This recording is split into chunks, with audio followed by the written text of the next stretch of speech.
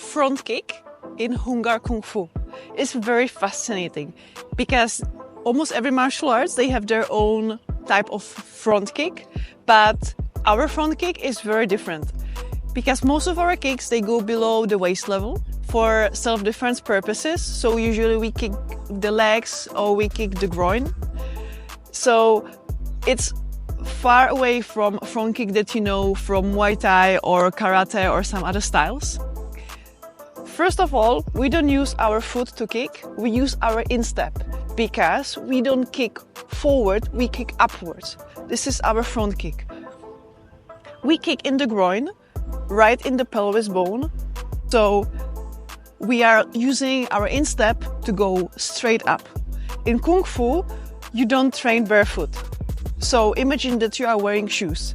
Plus, we always think of self-defense first. This is not about competition. So if you compete, you may have troubles relearning this, not to kick your opponents in the groin because this is of course illegal, but for self-defense purpose, this is perfect. Second thing is, when we kick, our foot is not facing straight forward, but a little bit inside. What it does is it turns your shin bone out of the way. So when you kick and your opponent blocks, we have a block for that goes straight down. It's a very hard block, and if you hit the shin bone of your opponent, it's very painful. So unlike some other styles where you try to be the toughest fighter, in Kung Fu you try to be the smartest fighter. So you know the yin-yang fury, the dark and the light, the hard and the soft. So this is exactly the example. So the case.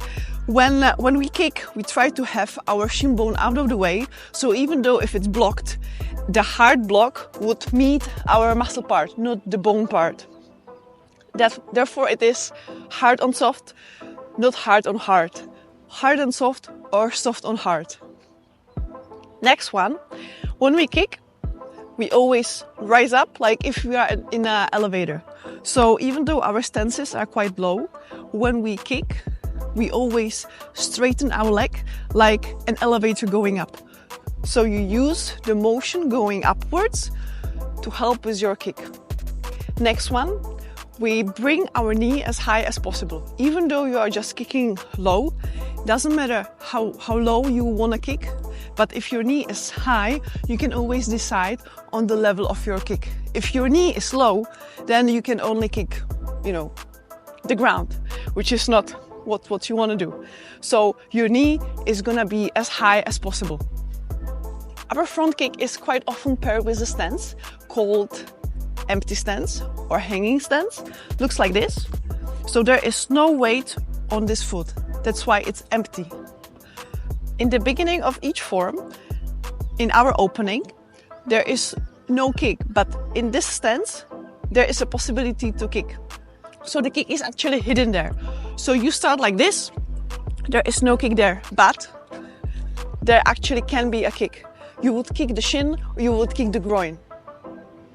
You stand with your feet parallel, you bring your knee as high as possible, and then you extend. You extend, remember your foot is still a little bit inside. You can put your hands here, you can have your hands here, you can have your hands here as well. Go up, kick. The other leg is straight. Up. Even though if you are standing with your knees bent here or in a stance, you go straight up like an elevator, straight your knee, kick, go back. Controlled motion.